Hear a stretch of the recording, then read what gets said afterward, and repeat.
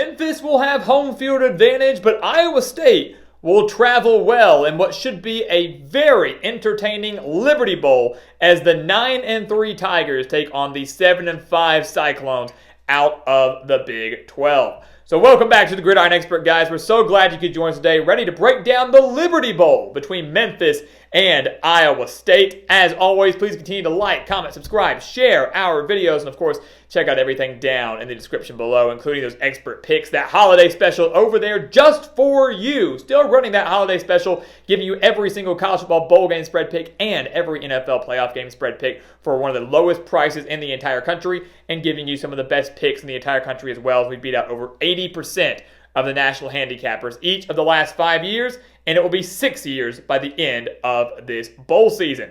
So let's go ahead and take a look, guys, at the Liberty Bowl. To me, it's always one of the more underrated bowl games on the slate, right? It's not the sexiest bowl game, it's not the biggest bowl game, but it's very, very underrated and typically gives us a pretty fun and entertaining matchup. This year, going to be no exception. Take a look at Memphis, a team that's 9-3. Their only losses coming to Missouri, Tulane, and SMU. And if they had beat SMU towards the end of November, they probably would have found themselves in the American Championship game. But all things considered, 9-3 season, not bad at all. Iowa State, on the other hand, this is a fantastic season for them, considering they missed out on the postseason last year and then dealt with all that turmoil, all that controversy in the preseason. Right before the season started, having to cut players from the team, not having Hunter Deckers, for example. All this off-field drama for Iowa State. It looked like this season was going to be a wash, but Matt Campbell did a phenomenal job righting the ship, leading the Cyclones to a winning record, 7-5, and 3 losses, guys, for the Cyclones by 1 possession. 3 losses by just 1 possession. Could have been a very different year for the Cyclones, but regardless, happy to be in a bowl game and happy to have a winning season regardless of the outcome in this Liberty Bowl. We'll take a look at the offense first, and we'll start with Memphis. Obviously, with bowl games, you have a lot of opt-outs. You have a lot of transfers. And the Tigers only going to be down about 2 starters on the offensive line. That's about it. The biggest playmakers are expected to play, and that's huge for a top 20 offense that averaged over 450 yards per game, 300 of which were coming through the air. Major reason for that is a guy named Seth Hennigan, 3,519 yards on the year, 28 touchdowns. He's one of the best quarterbacks in the American Conference. Blake Watson, over 1,000 yards on the year as well, 14 touchdowns at running back. This is a Memphis team, guys, that scored at least 28 points in 10 of the 12 games that they played. The only exceptions were 27 points against Missouri and 21 points against Tulane. This is also a very solid offensive line that only gave up 19 sacks, but that could change a little bit with 2 starters being down. Rock Taylor has been phenomenal at wide receiver, nearly 1,000 yards this year. Demir Blankumsey, over 800 yards this year. Both those players combining for 10 touchdowns. This is a Memphis offense that can beat you super quick. They can do slow and methodical drives. They can do it all. Iowa State, on the other hand, maybe not the flashiest of offenses, but getting the job done, especially considering everything that happened back in the preseason. Rocco Becht, what a year for him. Wasn't really expected to get this much playing time back in August, but yet here he is as a freshman throwing for over 2,600 yards and 20 touchdowns. He's got 2 great wide receiver weapons in Jaden Higgins and Jalen Noel, both over 700 rushing yards this year. This is a team that's averaging over 228 passing yards per game and over 130 rushing yards per game. But the Cyclones will be down a handful of running backs. They'll be down Eli Sanders. They'll be down Cartavius Norton. So the running back depth isn't really going to be there. This is a Cyclones team that's going to have to rely more heavily on Abu Sama III, who had 276 yards of his 610 total yards on the year in that season finale against Kansas State. Kind of had his breakout game in the finale against the Wildcats, a game of which the Cyclones won 42-35 and had 4 of those 6 touchdowns go for at least 60 yards. So this is an Iowa State offense that does have the capability to beat you on the big plays, does have the capability to be electric, to be extremely fast and efficient, but also an Iowa State offense that's been held to 21 points or less in 5 of the 12 games they played. So you really never know which offense you're going to get from the Cyclones. Obviously, if you're an Iowa State fan, you're hoping you get that same offense that you saw against Kansas State. You might get that. You really might, facing a Memphis defense that's really not all that good. They're 115th overall in the country, giving up over 422 yards per game. They're 114th versus the pass, allowing 253 passing yards per game. And they're 100th in the country against the run, allowing 169.5 rushing yards per game.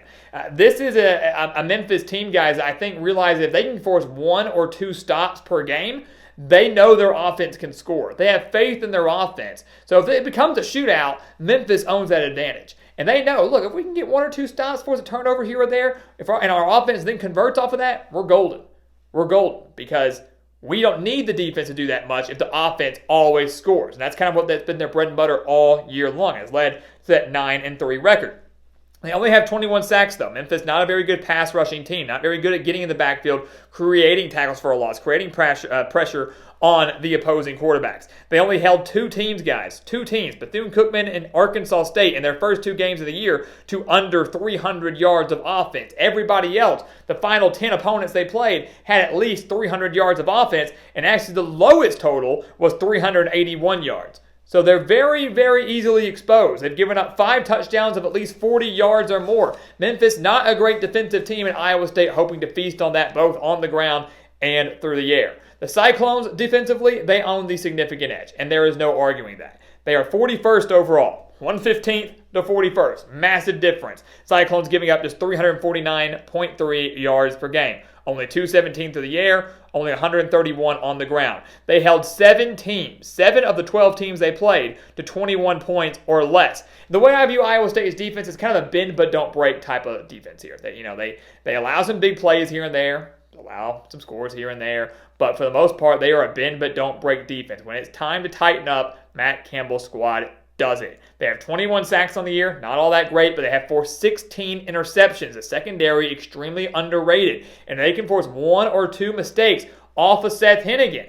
And this is a Memphis team that loves to air it out a lot. Put the ball up in the air a lot more risk for mistakes. Iowa State forces 1 or 2, they're going to be looking really, really good in this Liberty Bowl. That's going to be the key for them. Trying to create a little bit of pressure on them, but forcing Memphis into a handful of mistakes, namely turnovers, and then converting off of them. Iowa State does that, they win the game. So what's going to happen, guys? The Liberty Bowl, it's underrated. I don't think people are looking at this game and circling on the calendar, but you need to. You absolutely need to. And I do think this is a tough call, guys. Memphis is literally playing in their home stadium. They're going to have a great crowd there. They're going to be excited to be playing a Power 5 program, an opportunity to get a 10-win season. Iowa State obviously thrilled to be back in the postseason, especially with a relatively young team, an opportunity to clinch an 8-win season, and obviously kind of ride into 2024 with a lot of momentum. This is a big game for both of these programs. But ultimately, I've got to go with the Cyclones.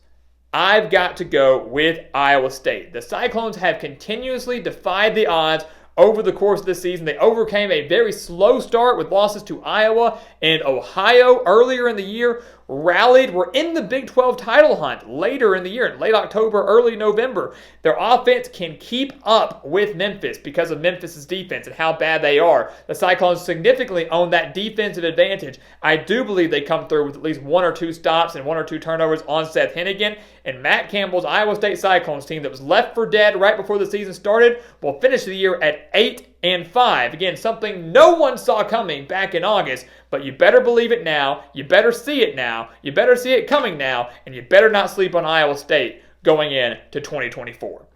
So guys, as always, thank you so much for watching us here at the Gridiron Expert on YouTube. Make sure to continue to like, comment, subscribe, share our videos, and of course, check out everything down in the description below, including those expert picks, the holiday special there for you. Do not miss out on that, guys. Some of the best picks in the entire country for one of the lowest prices in the entire country. You do not want to miss out. Become a member of our GE Nation. And once again, as always, thank you so much for watching, and we'll see you next time right here on the Gridiron Expert.